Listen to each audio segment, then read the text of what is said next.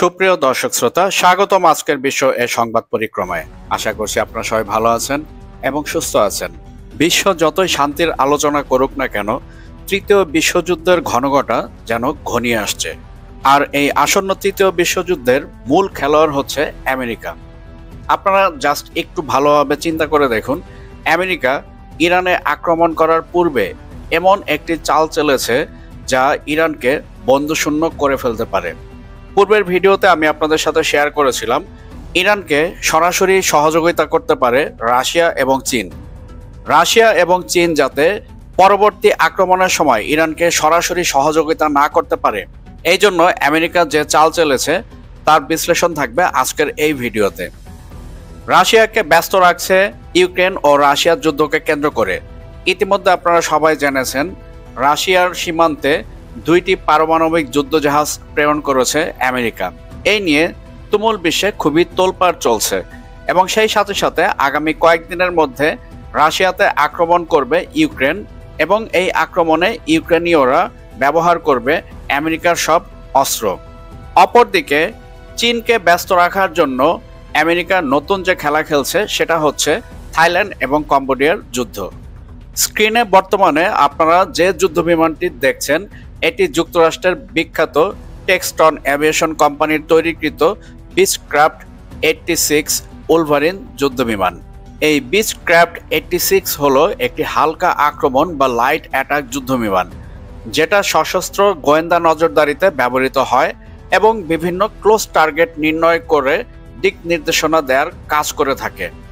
বিভিন্ন ধরনের ট্রপিক্যাল বনাঞ্চল, যেমন থাইল্যান্ডের বনাঞ্চল বা ভিয়েতনামের বনাঞ্চল, এই সমস্ত জায়গার ভেতর স্যাটেলাইটের মাধ্যমে শত্রুর অবস্থান সরাসরি শনাক্ত করা খুবই কঠিন।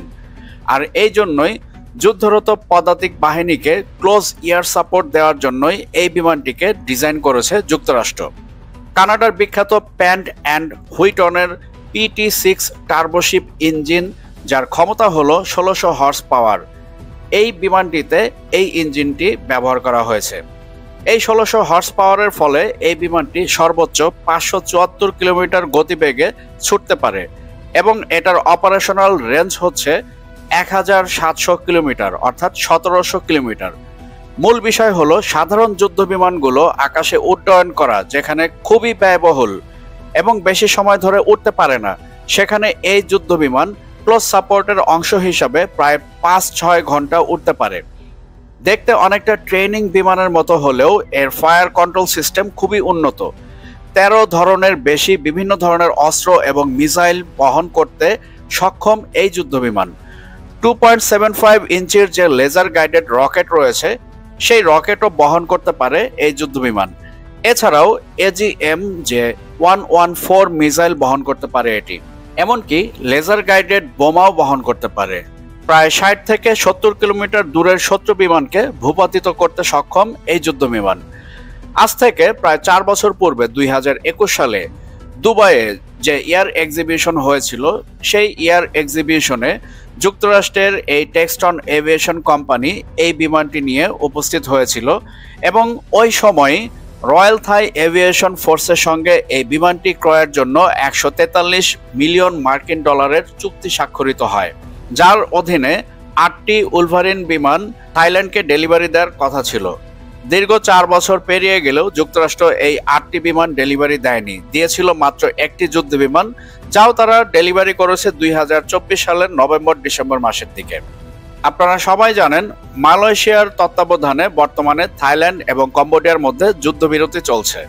এই যুদ্ধবিরতি চলাকালীন সময় হঠাৎ করেই যুক্তরাষ্ট্র এই 86 উলভারিন বিমানের বাকি যে 7টি ডেলিভারি দেওয়ার কথা ছিল সেই 7টি বিমান ডেলিভারি করেছে এবং থাইল্যান্ড ঘোষণা দিয়েছে আগামী 7ই আগস্ট আনুষ্ঠানিকভাবে এই বিমানগুলো কম্বোডিয়ার সীমান্তে মোতায়েন করা হবে এবং তারা তাদের মিশন পরিচালনা করবে। মালয়েশিয়ার মধ্যস্থতায় বর্তমানে থাইল্যান্ড এবং কম্বোডিয়ার মধ্যে নিঃশর্ত যুদ্ধবিরতি চলছে, এটা আমি পূর্বেও আপনাদের অবগত করেছি। তবে সমস্যার কিন্তু কোনো প্রকার সমাধান হয়নি। যে এলাকাকে বা যে ইস্যুকে কেন্দ্র করে থাইল্যান্ড এবং কম্বোডিয়ার মধ্যে এই সংঘর্ষ চলছে সেই স্থানটি নিয়ে কোনো প্রকার সমাধান হয়নি। থাইল্যান্ডও কোনোভাবেই ছাড় দেবে না যে এই ভূমিটা তার না, এটা কম্বোডিয়ার। অপরদিকে কম্বোডিয়াও কিন্তু কোনোভাবেই এখানে ছাড় দিবে না এবং বলবে না বা স্বীকার করবে না এই ভূমিটা তার নয়, থাইল্যান্ডের।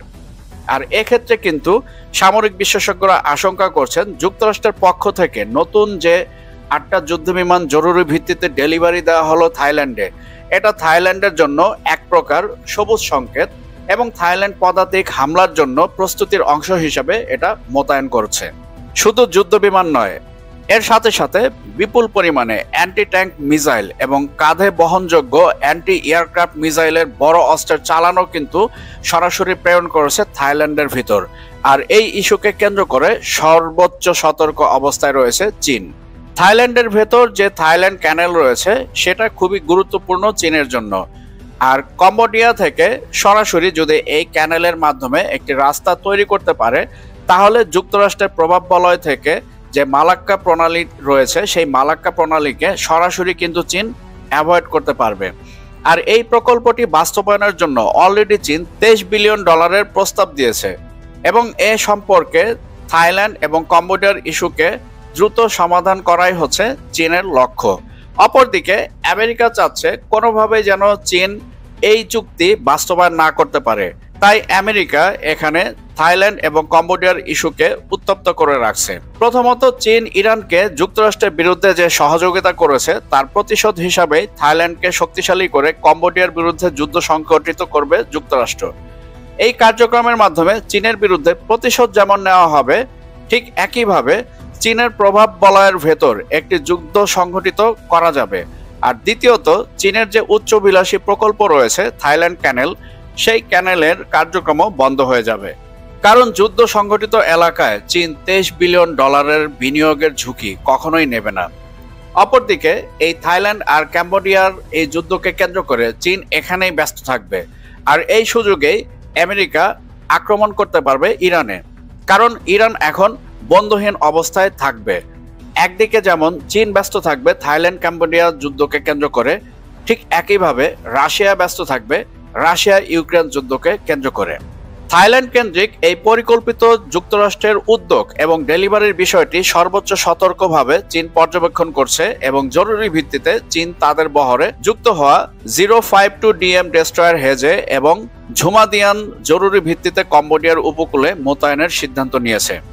চীন কম্বোডিয়াকে সর্বোচ্চ সিকিউরিটি দিতে চায়।